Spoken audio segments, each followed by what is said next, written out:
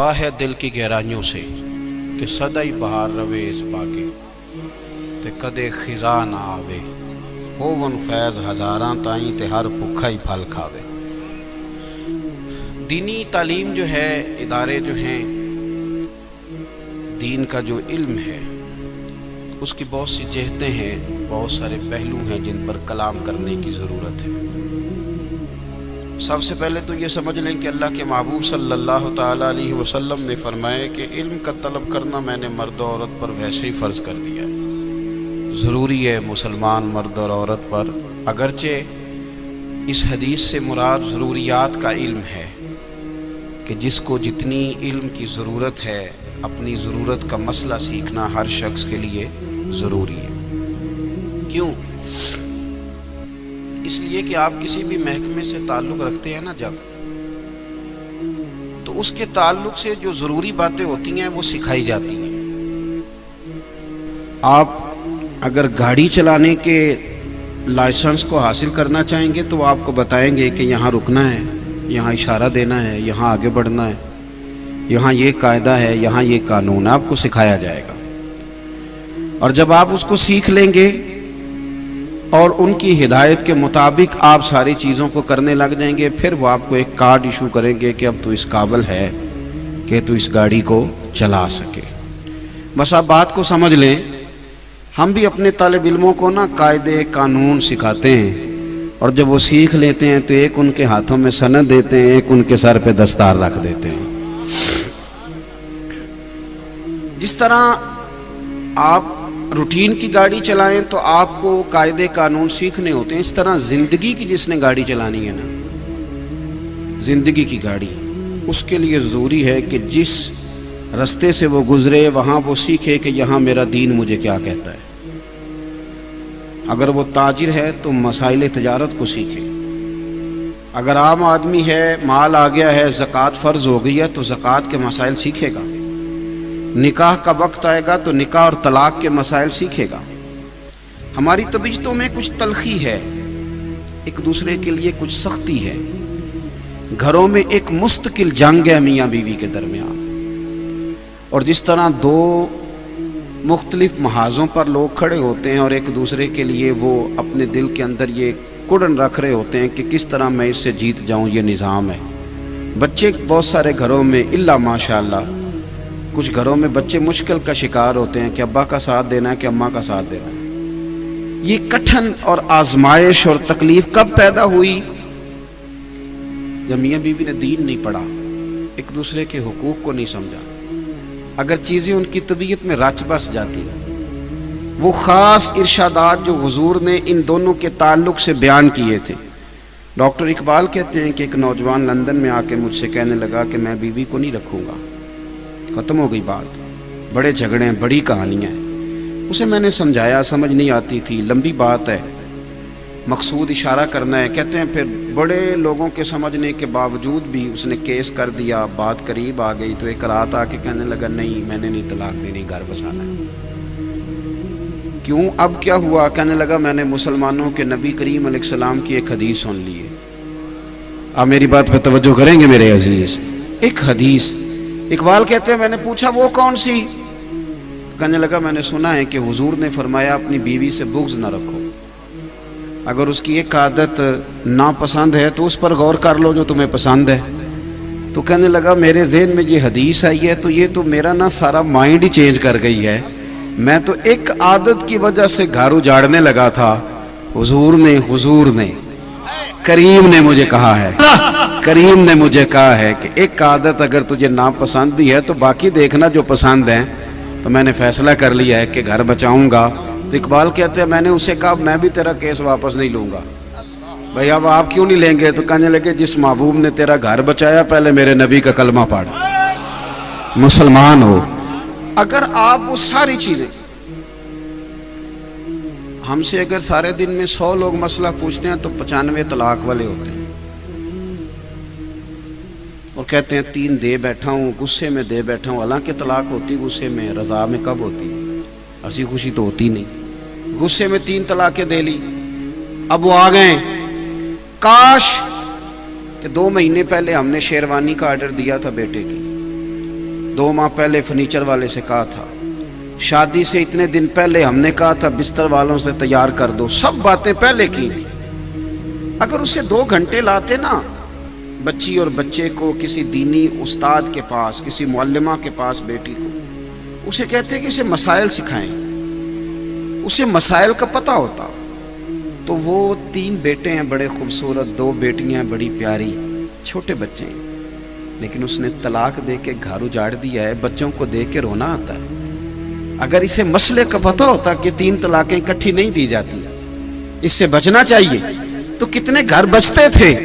लेकिन हमने ये किया कि हमने उसे कहा शेरवानी नहीं लेट होनी चाहिए। हमने उसे कहा कि देखना गाड़ी जो है वो नई बुक कराई है, वो दामाद को वक्त पे देनी है।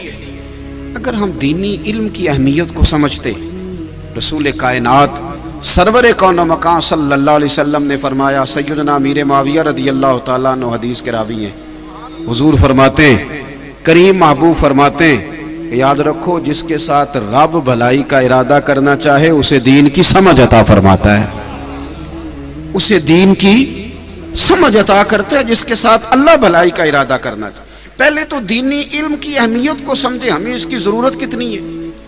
आप दीन सीख लें, किसी से आप मसला सुन लें, अमल ना भी करें ना, तो जब आप वो काम करने लगते हैं तो बात एक दफा सामने जरूर आती है कि यार ये मैंने सुना था मौलाना से, ये खतीब साहब ने बात बयान की थी।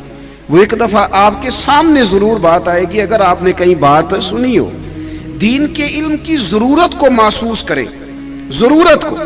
अगर आपको समझ आ जाए, एक को जरा कम करेंगे इसकी, अगर आपको समझ आ जाए कि दीन का इल्म हमारा नफा कितना करता है, हमारा फायदा कितना करता है, हमें इत्मीनान कितना देता है, हमें कल्बी तौर पर राहत कितनी देता है, समझ आ जाए। घरों के अंदर जो खूबसूरत, देखिए एक हदीस है हुजूर की, वालिदैन एक तवज्जो करें, हमें ना तेजी से बहकाया जा रहा है दीनी उलूम के खिलाफ। हमारे लिबरल किस्म के मिनिस्टर रोज टीवी पे बैठ के कहते हैं कि मौलवी बच्चों को प्रोफेसर नहीं बनाते, इंजीनियर नहीं बनाते, डॉक्टर नहीं बनाते। ये देखो जी, ये मदरसे का बच्चा डॉक्टर क्यों नहीं बनता? मेरी बात पे तवज्जो है आप दोस्तों? ये खास बात है, इस मौके पे मैं करने लगा हूँ, सवाल का जवाब देने लगा हूँ। मेडिकल कॉलेज अलग होता है और कॉमर्स कॉलेज अलग होता है, उर्दू यूनिवर्सिटी अलग है। जिस बंदे ने BCom ICom करना है वो मेडिकल कॉलेज नहीं जाता, वो कॉमर्स कॉलेज में जाता है। और जिसने मेडिकल पढ़ना है वो कॉमर्स कॉलेज नहीं जाता, वो कहाँ जाता है? Medical college. मेरी बात की समझ आ रही है? और जिस बंदे ने उर्दू अदब सीखना है वो किसी उर्दू यूनिवर्सिटी में चला जाता है। हर मैं इस पर पूरी तफसील है, हमारे मुल्क में किस किस शोबे की यूनिवर्सिटी है, मैं बात कर सकता हूँ, लेकिन तवील नहीं करना चाहता बात को। भाई जो बंदा मेडिकल कॉलेज में दाखिला लेगा वो मेडिकल पढ़ेगा, वो बाहर आया है तो आप उससे पूछें, उसने तो MBBS करना था तो वो बाहर निकले तो आप उससे पूछें कि M.Com कर लिया, BBA कर रहे हो, तो ये बेवकूफ़ी नहीं।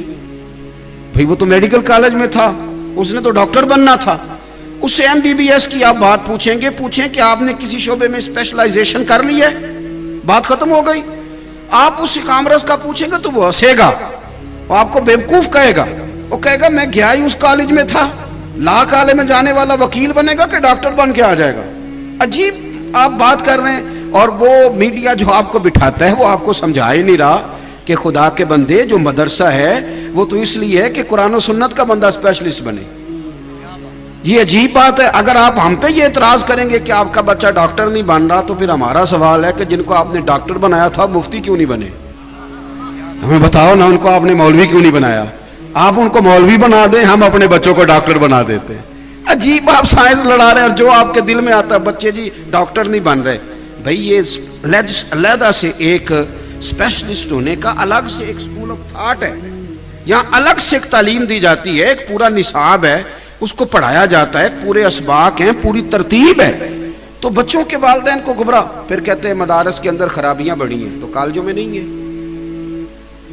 यूनिवर्सिटियों के जो हालात आपके इदारे बताते हैं वो किसी से पोशीदा हैं। हम ना यूनिवर्सिटी के खिलाफ बात करते हैं ना कॉलेज के खिलाफ, इसलिए कि तुम तफरीक करते हो कि ये तुम्हारा है तो वो हमारा है। हम नहीं तफरीक करते, मदरसे के बच्चे भी हमारे हैं, कॉलेजों के बच्चे भी हमारे हैं, यूनिवर्सिटियों के बच्चे भी हमारे हैं। اس لیے ہم تفریق نہیں کرتے، تم تفریق کرتے ہو. فلانی خرابی ہے تو بھئی اگر کسی جگہ خرابی ہوتی ہے تو خرابی دور کی جاتی ہے، وہ جگہ بند نہیں کی جاتی. کسی ہاسپٹل میں ڈاکٹر غلط آئے گا تو ڈاکٹر ہٹایا جائے گا، اسپتال تو نہیں نا بند کر دیا جائے گا. تو ہم مانتے ہیں مدارس میں کہیں کہیں کمزوریاں ہیں تو کمزوریاں دور کی جائیں گی کہ مدرسے بند کر دیے جائیں گے. تو یہ عجیب آپ بات کرتے ہیں. تو مدرسوں کے جو بچوں کے جو والدین ہیں وہ بعض اوقات ان پریشانیوں کا شکار ہوتے ہیں. پھر کئی دفعہ یہ بھی کہا جاتا ہے کہ ان کو نوکری کہاں ملے گی، کھائیں گے کہاں سے. سب سے سونی روٹی مولوی کھاتے. پریشان ہو گئے آپ بات سن کے. سب سے اچھے کپڑے مولوی پہنتے ہیں، سب سے زیادہ عزت وقار آج بھی دین کے لیے. میرے کچھ سنگی تھے، مجھے کہا کرتے تھے کہ تو لائق آدمی تھا، تو کس چکر میں پڑ گیا. میں انہیں کہتا تھا یار چلو اللہ کام لیتا ہے، نہیں لے گا. پھر مجھے کبھی کبھی فون کرتے ہیں، میں نہیں کہتا خود ہی کہتے ہیں یار جو کام آپ کر رہے ہیں نا اس میں اعزاز بڑا ہے، یہ تو وقار والا کام. تو ہمیں چاہیے کہ اپنے بچوں کو شوق دلائیں. اگر بچہ بھاگتا ہے واپس جاتا ہے 2-3 سال پڑھ کے تو اسے شوق دلائیں، اسے کہیں پتر واپس جائے، اسے مکمل کر. آپ شوق پیدا کریں. اور استاد سے زیادہ ماں باپ کارنامہ سر انجام دے سکتے ہیں بچوں کو شوق دلانے کا. آپ سرپرستی کریں، آگے بڑھیں، مدرسے کو آ کے دیکھیں کیا پڑھ رہا ہے، کہاں جا رہا ہے، اس کی فائل چیک کریں. آپ پہنچیں، مدرسے کے ساتھ ذوق پیدا کریں.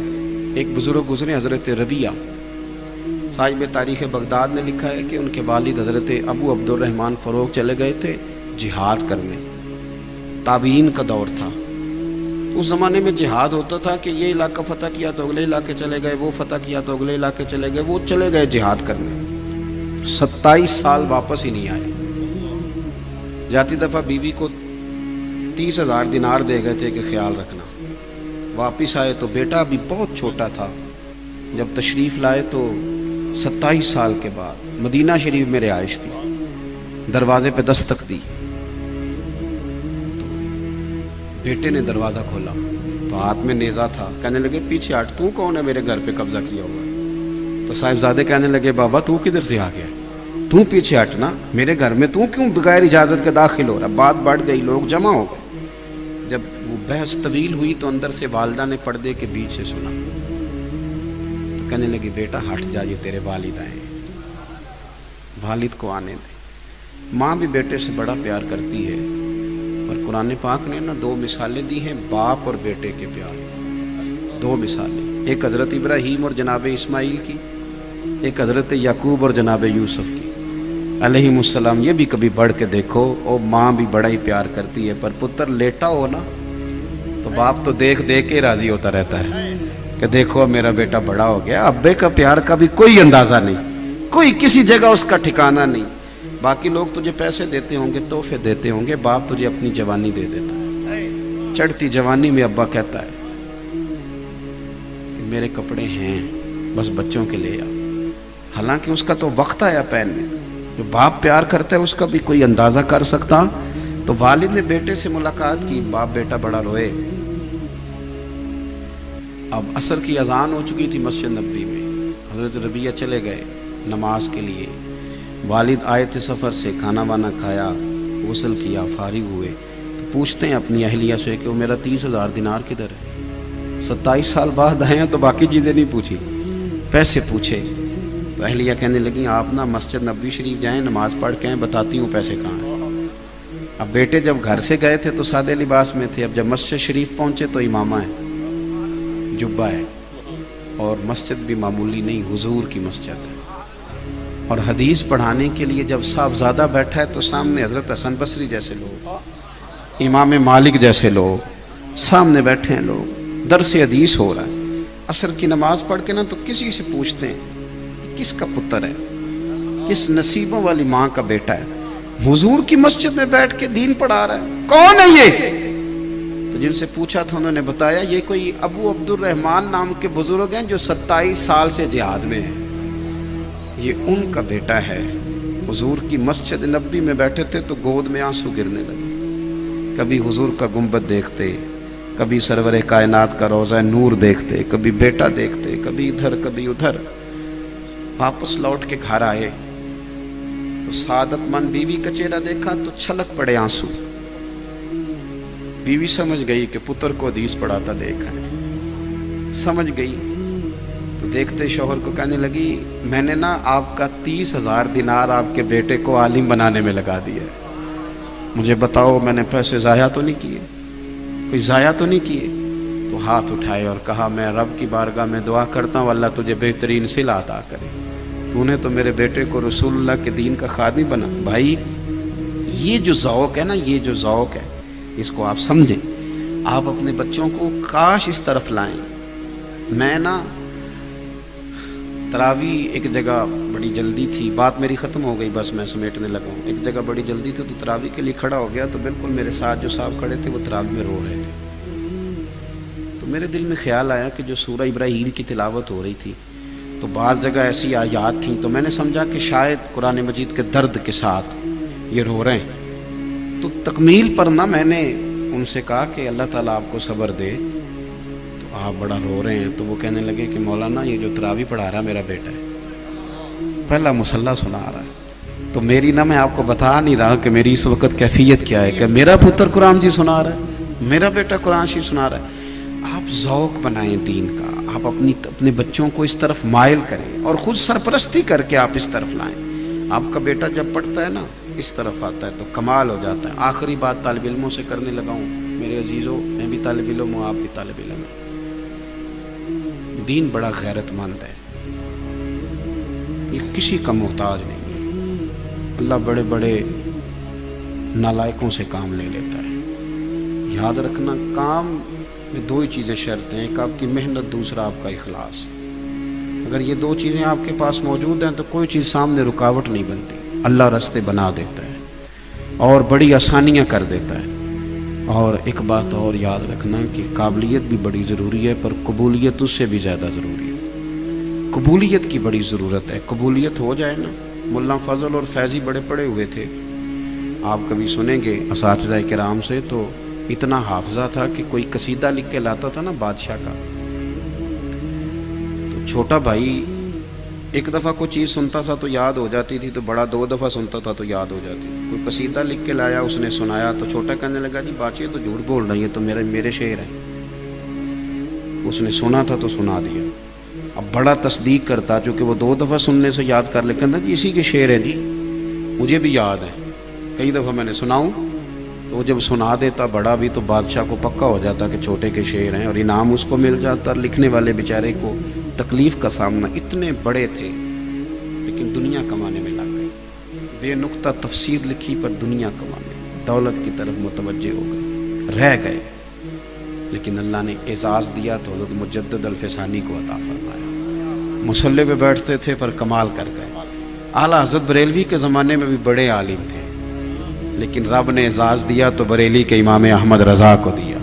حضرت پیر مہر علی شاہ کے زمانے میں بھی بڑے عالم تھے لیکن اللہ نے اعزاز دیا تو ختم نبوت کی حفاظت کا تاج اللہ تبارک و تعالیٰ نے انہیں عطا فرمایا۔ تو آپ اپنے لیے قبولیت طلب کریں اللہ کے حضور اور آگے بڑھیں۔ اور یہ جو جوڑا جی میں عرض کرتا ہوں، دوسرا یہ کہ آپ اس بات کو اچھی طرح سمجھ لیں کہ آپ نے تو صرف تھوڑا سا آگے بڑھنا ہے، دین کے کام میں تھوڑی سی بھی کوشش کریں تو اللہ زیادہ مدد فرماتا ہے، زیادہ مدد کرتا ہے۔ میری طرح کے بہت سارے لوگ کہہ دیتے ہیں ہم نے بڑی محنت کی ہے پر اتنی نہیں کرنی پڑتی، محنت تھوڑی ہوتی ہے، فضل ہی زیادہ ہوتا ہے، فضل ہی زیادہ ہوتا ہے۔ میں تو اکیلا ہی چلا تھا جانب منزل مگر لوگ ملتے ہی گئے پھر کارواں بنتا گیا۔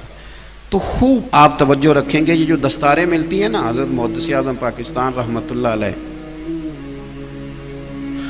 آپ کے شاگرد فرمایا کرتے تھے کہ حضرت کہتے تھے کہ جو مجھے دستار ملی تھی نا فراغت کے وقت میں نے سنبھال کے رکھی ہوئی ہے، قبر میں بھی ساتھ لے کے جاؤں گا، اس لیے کہ یہ میرے سر پہ دستار ہے، یہ میرے اساتذہ نے مجھ پر اعتماد کیا ہے، مجھ پر اعتماد کیا ہے کہ اب میں رسول اللہ صلی اللہ علیہ وسلم کا دین تھوڑا سمجھنے کے میں قابل ہو گئی، یہ اعتماد کی۔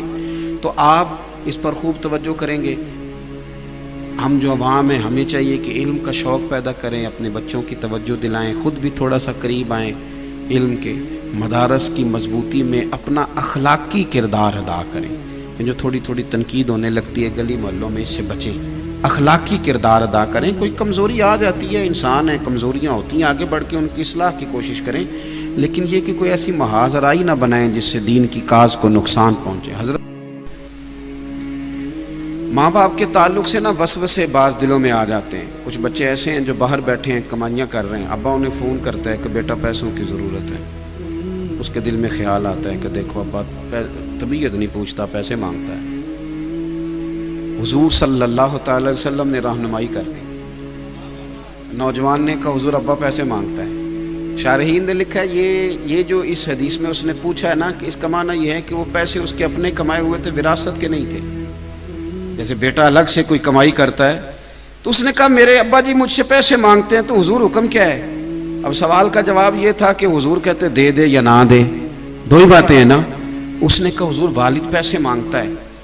آپ جاتے ہیں موٹیویشن سپیکر کے پاس کہانیاں سننے, آپ چلے جاتے ہیں کسی فلانے آدمی کے پاس ذہن سازی کرنے. او بھائی باہر سے سالن لینے وہ جائے جس کے گھر نہ ہو. آپ باہر کیوں جاتے ہیں؟ آپ کو تو سارا کچھ مدینے والے رسول نے عطا فرمایا ہے. آپ کا تو اپنا گھر سارا بھرا ہوا ہے, آپ یہاں سے فیض لیں. حضور نے ہر چیز دینی علم کی بس اہمیت کو سمجھی. آپ کے سامنے چیزیں کھل جائیں گی. سرور کون و مکان صلی اللہ علیہ وسلم سے پوچھا حضور میرے والد صاحب پیسے مانگتے ہیں, حکم کیا ہے؟ تو نبی کریم صلی اللہ تعالی علیہ وسلم نے فرمایا تو حکم پوچھتا ہے دوں کہ نہ دوں؟ فرمایا انت و مالک لابیک. آپ کبھی اس حدیث کے پیرے پہ غور کر لینا تو آپ کو نا باپ سے عشق ہو جائے گا, یعنی آپ غلام بے دام ہو جائیں گے. اس نے کہا حضور ابا پیسے مانگتا ہے, دوں کہ نہ دوں؟ تو حضور نے فرمایا تو بھی اپنے ابے کا ہے, تیرا سارا مال بھی تیرے باپ کا ہی ہے. آپ کی ذہن سازی کرے گا دین, آپ کو جوان کرے گا, آپ کی سوچیں تازہ کرے گا. میں ایک حدیث پاک پڑھ رہا تھا, آج کل نا مایوسی بہت زیادہ ہے طبیعتوں میں, لوگوں کا وجود نہیں تھکا, ذہن تھک گیا ہے, لوگ تھکی تھکی باتیں کرتے ہیں. اب نوجوان مجھ سے اکثر ناراض رہنے لگ گئے ہیں, میں کوئی بات کروں گا پھر ناراض ہو جائیں گے. جوان زیادہ ذرا تھک گئے ہیں, یہ زیادہ تھکے ہوئے ہیں. یہ وقت پہ کہہ دیتے ہیں پورے 12 سال ہو گئے ہیں کام نہیں چل رہا, 3 سال ہو گئے ہیں کام نہیں چل رہا. اور خدا کے بندے بس ابھی سے ہی اتنی جلدی؟ ستاروں سے آگے جہاں اور بھی ہیں, اور عشق کے امتحان بھی اور بھی ہیں, بڑی جلدی. حضور صلی اللہ علیہ وسلم ذہن اگر آپ کے ذہن میں ہو قرآن و سنت تو آپ کوئی کچی بات نہیں کریں گے, کہیں گھبرائیں گے نہیں, کہیں کمزور نہیں پڑیں گے, کہیں آپ کے جملوں سے مایوسی نہیں ٹپکے گی, کہیں آپ کو کمزوری نظر. شرط یہ ہے کہ آپ دینی علوم کے قریب ہوں, قرآن و سنت کے قریب ہوں.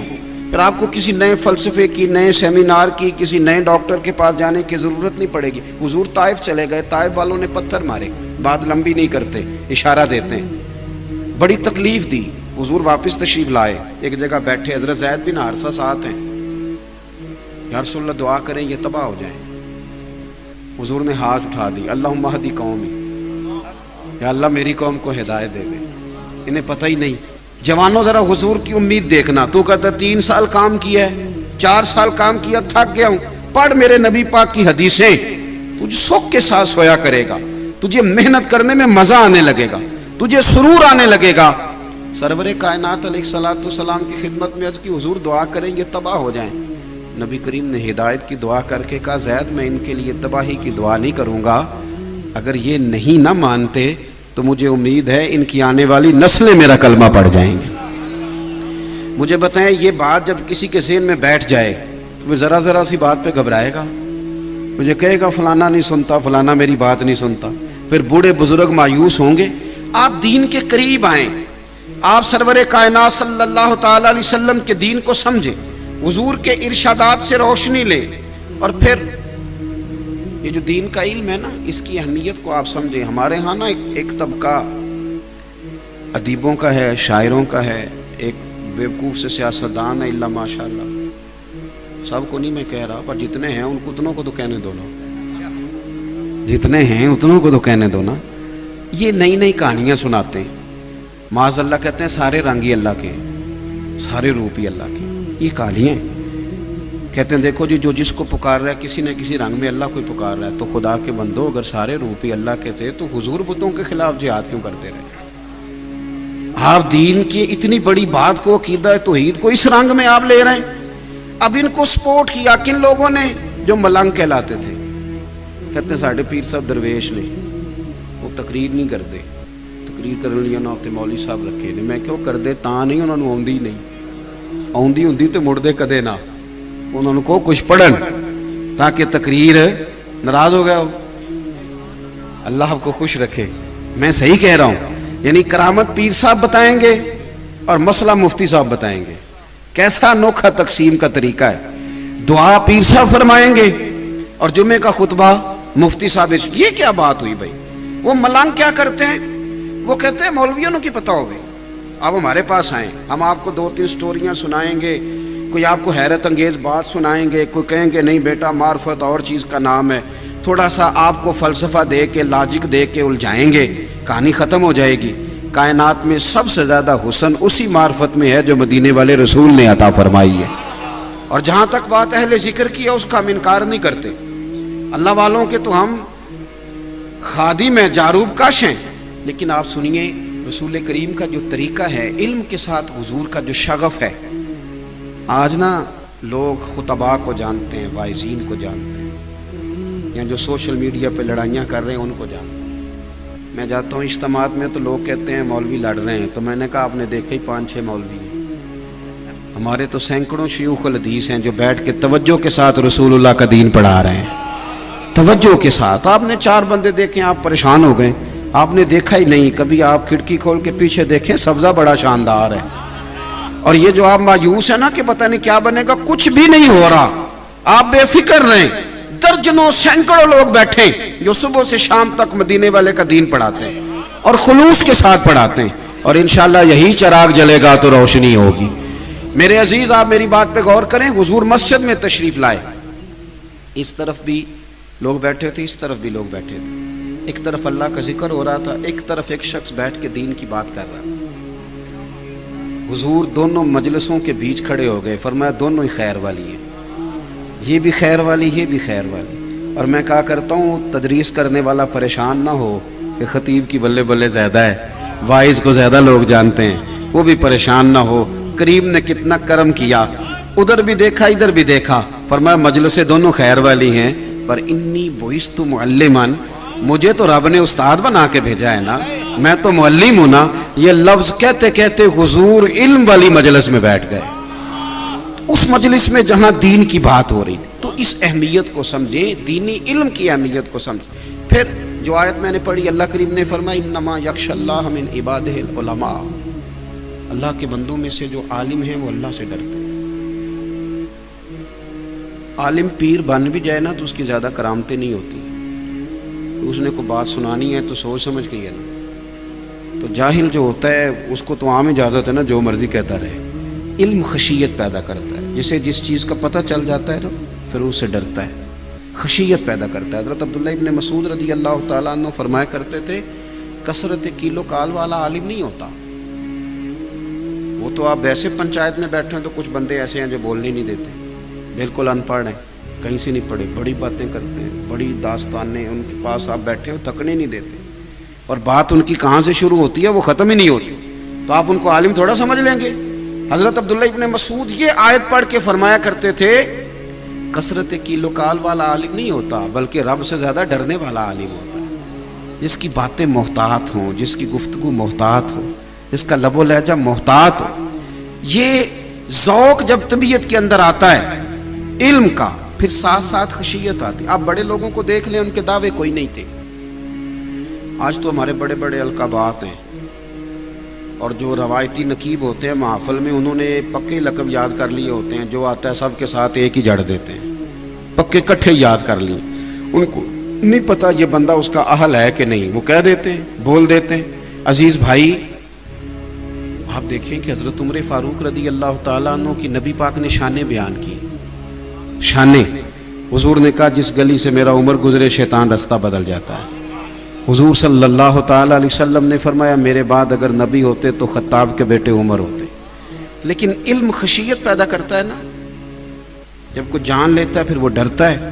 حضور نے ان کی شانیں بیان کی، انہوں نے ساری زندگی ایک ہی بات کی، لوگوں میں اونٹ چرانے والے کا بیٹا، میں اونٹ چرانے والے کا بیٹا، مجھ سے تو 10 اونٹ نہیں سنبھالے جاتے۔ اب خشیت آ گئی ہے نا، اب مزاج اور ہو گیا، اب ذہن سازی اور طرح کی ہو، مزاج اور جب آپ کے اندر خشیت آنے لگتی ہے، خشیت، پھر آپ کے اندر وہ قرار آتا ہے، قرار، کہ آپ محسوس کرتے ہیں کہ اب نہ میرے لیے عمل کرنا آسان ہو گیا، اب ایسا نہیں ہے کہ میں لفظوں میں کچھ اور کہتا ہوں اور عمل میرا کچھ اور ہے، پھر آسانی سے انسان عمل کرنے لگتا ہے۔ دینی طالب علم جو ہیں اور عام عوام جو ہے، ہم سب کے لیے یہ ضروری ہے کہ دین کے علم کی طرف جب ہم توجہ کریں تو اس نیت سے کریں کہ ہم نے اس پر عمل کرنا ہے۔ ہمارے ہاں زیادہ تر بحث ہوتی ہے، ہم کہیں سے کوئی بات سنتے ہیں، پھر جا کے اپنے محلے کے امام کو کہتے ہیں کہ آپ نے تو یہ بات کبھی نہیں سنائی، تو یہ دیکھیں آج میں نیا مسئلہ سن کے آیا ہوں۔ وہ معاملات جن کے اندر گنجائش ہے، مستحبات ہیں، وہ کہیں کرتا دیکھ لیں تو آ کے ہم اپنے امام کے ساتھ بحث شروع کر دیتے ہیں۔ یہ لڑائی نہیں کریں، آپ علم کا ذوق پیدا کریں، اور اس لیے نہیں کہ بحث کرنی ہے۔ نبی پاک صلی اللہ علیہ وسلم نے فرمایا جس نے علم اس لیے حاصل کیا کہ جاہلوں پہ رعب جمائے گا یا علماء سے بحث کرے گا، اسے تو اللہ جنت کی خوشبو بھی نہیں دے گا۔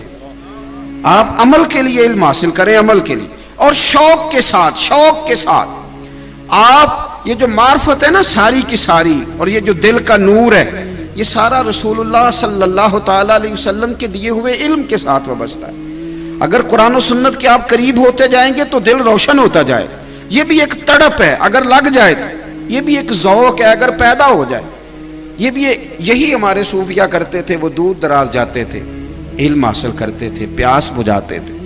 کچھ لوگ حنفی ہوئے، کچھ حنبلی ہوئے، کچھ شافعی ہوئے، کچھ مالکی ہوئے، کچھ چشتی ہوئے، کچھ قادری ہوئے، کچھ نقشبندی ہوئے، کچھ سہروردی ہوئے، کچھ کا مشرب طریقت کے لحاظ سے نقشبندی چشتی رہا، کچھ کا مذہب فقہ کے لحاظ سے کچھ ہوا۔ اب اس میں بہت سارے لوگ کہتے ہیں کہ سارے ٹھیک تھے، تو پھر یہ کہ الگ الگ کیوں تھے؟ تو میں کہتا ہوں بھائی اپنی اپنی طبیعتیں ہوتی ہیں۔ کچھ لوگوں کو ایلوپیتھک دوائی سے آرام آتا ہے، اور کچھ کہتے ہیں میرا گزارا ہی ہومیوپیتھک سے چلتا ہے، اور کچھ کہتے ہیں تم دونوں ہی چھوڑو، کوئی اچھا حکیم بتاؤ کہاں ملتا ہے۔ تو جس قسم کی طبیعت ہوگی آپ اس قسم کے حکیم کے پاس چلے جائیں گے۔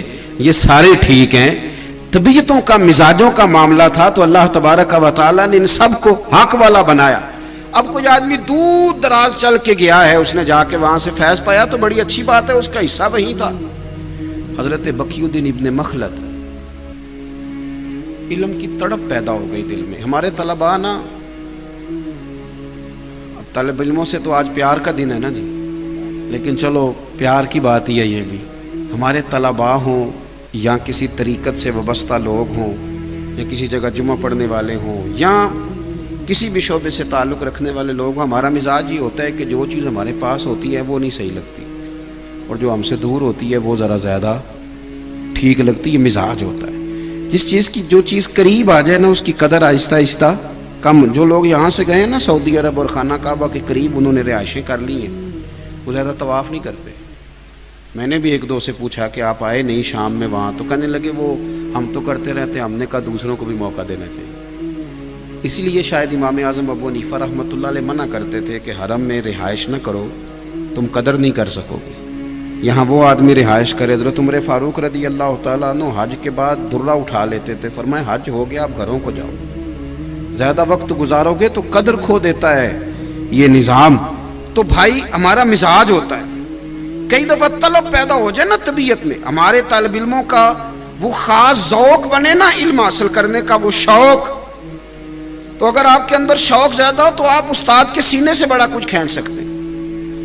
عام آدمی کا اگر طلب کا ذوق زیادہ ہو نا، وہ کئی دفعہ سوال کرتا ہے تو بڑا کچھ لے لیتا ہے، وہ حاصل کر لیتا ہے۔ کئی عام آدمی ہوتے ہیں وہ ویسے ہی علماء کے پاس اٹھتے بیٹھتے ہیں، لیکن بڑا خاص نقطہ کئی دفعہ دے جاتے ہیں، اس لیے کہ انہوں نے ذوق سے سیکھا ہے، توجہ سے بات سنی ہے، ان کے پاس بات آ جاتی۔ بقی الدین ابن مخلد کہتے ہیں میرے دل میں علم کا شوق پیدا ہوا تو میں بغداد گیا امام احمد بن حنبل کے پاس، اور اتنا میں نے سفر کیا کہ مہینہ بھر میں نے ڈھب سے روٹی نہیں کھائی، علم کے لیے نکلا۔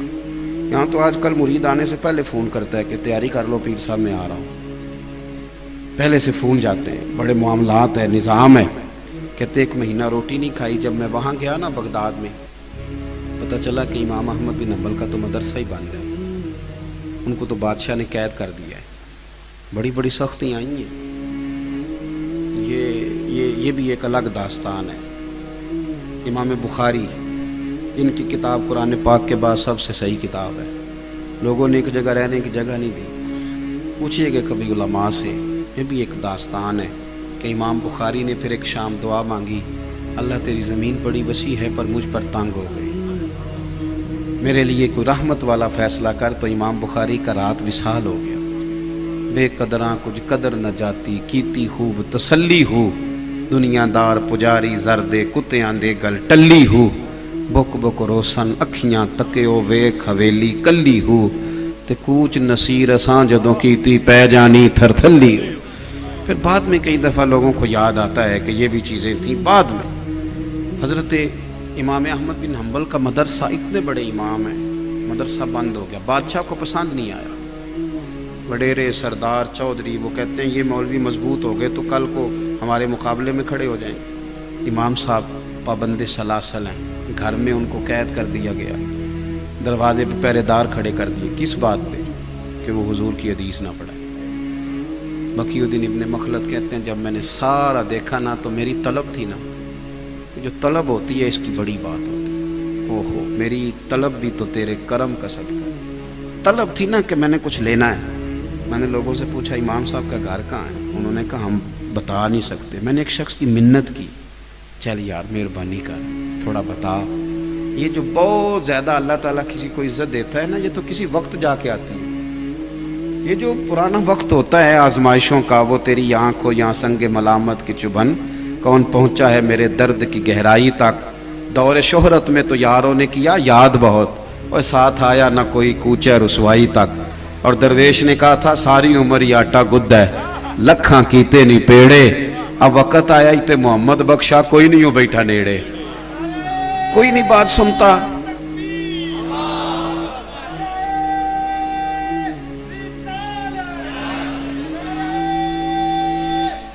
سنیں جی, حضرت امام احمد بن حنبل کا کوئی گھر کا پتہ بتانے کو بھی تیار نہیں.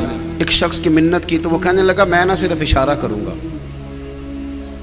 میں صرف اشارہ کروں گا, اور وہ بھی آنکھ سے. ڈر بڑا لگتا ہے حکومت وقت سے. ایسے بھی حالات آتے ہیں, ایسے بھی حالات آتے ہیں. کئی دفعہ عوامی سطح پہ پیدا کر دیے جاتے, کئی دفعہ حکومتی سطح پہ پیدا کر دیے جاتے. مشکل کر دیا جاتا ہے گھر سے نکلنا. وہ کہتے ہیں کہ میں پہنچ گیا دروازے تک, اشارہ کیا کہ یہ گھر ہے. اللہ اکبر. فرماتے ہیں مجھے ذوق تھا نا علم پڑھنا اور استاد سے پڑھنا, مرشد سے فیض کا ذوق تھا نا. تو کہتے ہیں اگلی صبح پھر میں علم پڑھنے آیا. میں نے کپڑے پھاڑ لیے, ٹوپی اتار لی, ہاتھ میں مانگنے والا کاسا پکڑ لیا. وہ تینوں لب دیں آپ گواچے, سانو اپنی خبر نہ کوئی, ساتھوں پارے نی ککھ گلیاں. ہن تے آخ دے لوگ شدائی, ننگ نموس دا ساڑ کے چولا, اساں گل پہنے ہیں تاج گدائی. وہ سجنا اپنا آپ گوایا تاں یار نے چاتی پائی. فرماتے ہیں وہ کاسا گدائی, میں دروازے دروازے مانگنے لگا. کوئی ایک آنا دیتا, کوئی دو دیتا, کوئی ایک دینار, کوئی تین. مانگتے مانگتے پھر دروازہ امام احمد بن حنبل کا آیا, میرے مرشد کا گھر آیا, میرے استاذ کا. وہ جب نکلے نا ایک دینار لے کے, ان کا چہرہ دیکھا تو میں رو پڑا. میں نے عرض کی حضور دینار نہیں, میں تو آپ سے حضور کی حدیث سننے آیا. آپ نہ یہیں کھڑے کھڑے 2 منٹ میں جو آپ سے ہو سکے مجھے پڑھا دیا کریں. سونیا میں روز خیرات لینے آؤں گا, میں روز خیرات لینے آؤں گا, میں مانگوں گا, مہربانی کرنا, میں بھوک کاٹ لوں گا, پتے کھا لوں گا, اور میں یہاں آ کے نا آپ سے پڑھا کروں گا. ابن مخلد کہتے ہیں کہ میں روز مانگنے جاتا, میں روز مانگنے جاتا, سوالی بن کر خیرات لینے جاتا. میں نا ان کے دروازے پہ جا کے صدا لگاتا, وہ باہر آتے, 1 دینار بھی دیتے اور حضور کی 3 حدیثیں بھی پڑھاتے. کہتے ہیں میں نے نا سوالی بن کے, فقیر بن کے رسول اللہ کا دین پڑھا. وقت بدل گیا, حالات تبدیل ہو گئے, حکومت بدل گئی, امام صاحب کا مدرسہ لگ گیا, دارالحدیث کھل گیا, دور دراز سے طلباء آ کے بیٹھے. جب مدرسہ سجا تو یہ فقیر بھی پہنچا. کہتے ہیں سارے بیٹھے تھے, جب میں گیا تو امام اٹھے اور مجھے سینے سے لگایا. فرمایا سجنا پڑھا ساری دنیا نے ہے, پر جو تو نے پڑھا ہے انشاءاللہ مجھے مرتے دم تک یاد رہے گا. تیرا پڑھنا بھی کمال ہے, میرا پڑھانا بھی کمال. آپ نا اپنی طبیعت میں وہ شوق تو لائیں. وہ ذوق تو پیدا کرے. دیکھیں نا کئی دفعہ نا ادائیں اس طرح کی ہوتی ہیں. ادائیں فقیر کے پاس درویش آیا تو اس نے اس محبت سے بیٹھ کے حاضری دی, اس محبت سے بیٹھ کے کہ فقیر نے فوراً دستار اتار کے سر پہ رکھی. تو پیر بھائی بھی کئی دفعہ مقابلہ کر لیتے ہیں نا. میں کہا حضرت جی یہ آپ نے کیا کیا؟ تو فرمانے لگے یار اس کی ادائیں ایسی تھی, اس نے مجھے رڑکا یار مکھن نکال کے لے گیا ہے, تو لسی بچی ہے پانی ڈالتے جانا پیتے جانا. کیا بتائیں رنگ ہی اس طرح کا تھا اس شخص کا. کچھ طلباء میں کچھ لینے والوں میں ذوق ہوتا ہے, اپنا ذوق بنائیں. ایک بات میں نے والدین کے لیے بھی کرنی ہے, زیادہ میں نے باتیں نہیں کرنی اس لیے کہ یہ تو میری ڈیوٹی لگا دی گئی تھی آج کہ آپ نے آنا ہے. حضرت نے کئی دفعہ فرمایا, ورنہ میں سمجھتا ہوں کہ جہاں بھی علماء موجود ہیں وہ دین کی بات ہی کر رہے ہیں, جہاں بھی کر رہے ہیں. تو بہت ساری باتیں آپ نے ان میں سے سنی ہوئی ہیں. میری تو ڈیوٹی تھی آج بات کرنے کی, تو میں کر رہا ہوں اور الحمدللہ سعادت سمجھ کے کر رہا ہوں اور دل کی بڑی خوشی کے ساتھ کر رہا ہوں کہ مجھے رسول اللہ کے دین پڑھانے والے ایک ادارے میں بیٹھنے کا موقع مل رہا. حضرت نے ختم نبوت کے تعلق سے بات کرنے کا اشارہ کیا. ہمارا ایمان ہے کہ حضور آخری رسول ہے, نبی کریم صلی اللہ تعالی علیہ وسلم کے بعد کوئی نبی. یہ بات بڑی ضروری ہے. ایک تو ہے علمی مسئلہ اور ایک ہے عوام کے لیے سمجھنے کی بات. وہ بھلا کیا ہے؟